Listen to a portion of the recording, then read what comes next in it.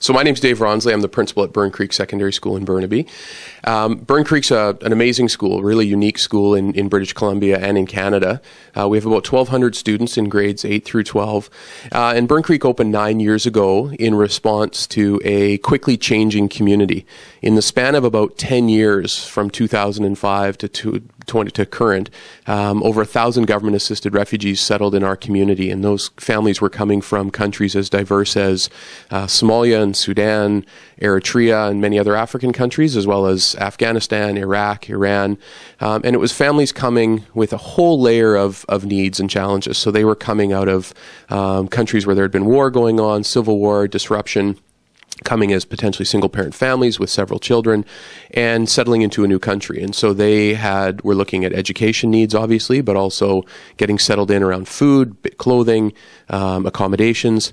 And so Byrne Creek opened up in 9 years ago, 2005, in response to that. And so from the time the school opened, we've been offering supports and programs and trying to respond to the needs of our kids and our families within the school, their academic and learning needs, but also some of those other needs that I mentioned previously. Byrne Creek, the community around Byrne Creek has one of the highest poverty rates in Metro Vancouver.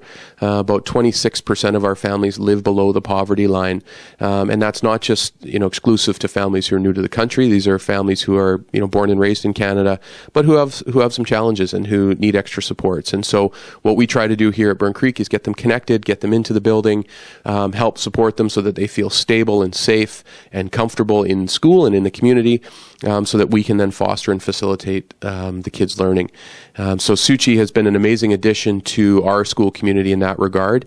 Been very helpful with our breakfast program and with our meal programs, but also with our donations and our hampers, being able to support our families outside of school time, outside of instructional hours. And it's a wonderful example of the partnerships that it takes to build a strong school community and a strong community at large. My name is IHA, and I'm the Community School Coordinator at Byrne Creek Secondary School. This is a position that I've been really fortunate to hold for the last 2.5 years. But it's really hard after meeting the families not to love them.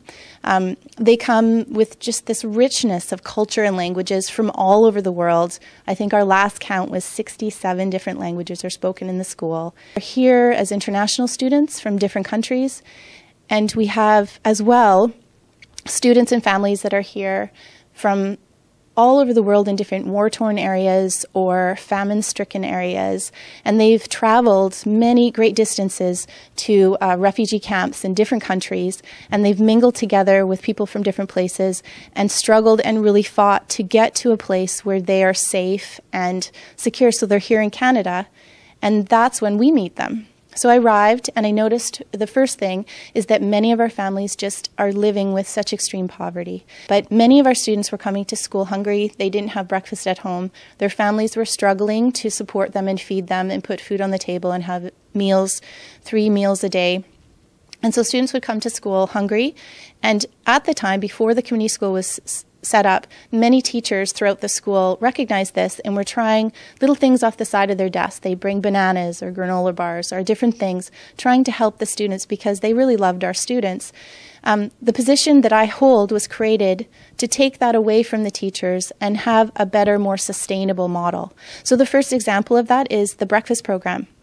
So when I arrived, we had a Cobb's bread donation, and that was it. There were no additional funding. There was nothing, no partners set up. We have community partners. We have at least 70 community partners that help support the school in many different ways now. And one of the most valued is the Sushi Foundation. It's just been so amazing to watch not only the Sushi volunteers come in and help us set up our breakfast program, for example, or donate funds to HUBs for seed money to start the program, but really just build relationships with our students. And their smiling faces when they come in. The kids, at first we were worried. I was talking with the volunteers that are coming from the Sushi Foundation, and they were worried that maybe they're high school students. It would be a little bit awkward, not sure, and many of the volunteers are older volunteers, some are retired. But in the end, that's exactly what the kids needed. They needed to know that they were cared for and loved. Oh, it always makes me tear up thinking about that. And that's how they feel. So right now, we have a breakfast program that runs, a very comprehensive food program that runs 5 days a week. And also so then the kids are finding that they need extra supports with maybe hygiene products or just basic things at home. So we now have all that potential to support our students for all those different foods and area needs, really because of the generous support of our community partners like the Sushi Foundation. It's not possible without it. And for that, I'm really grateful. Just personally grateful. But also, I hear from the students often, they worry that the volunteers might not come. They talk about you being there. They want to see you there. They look forward to it. And I think that's the real value. But then they also will tell me, and these are not things that everyone hears, that they're so excited about the Christmas hampers. And I know this is horrible, but the Sushi Foundation extra spoiled because many of our families, just basic needs are the things they want, like rice and flour. But I asked as an extra treat, because Christmas is the time of year for treats, for a chocolate treat. And the Sushi Foundation came through with that.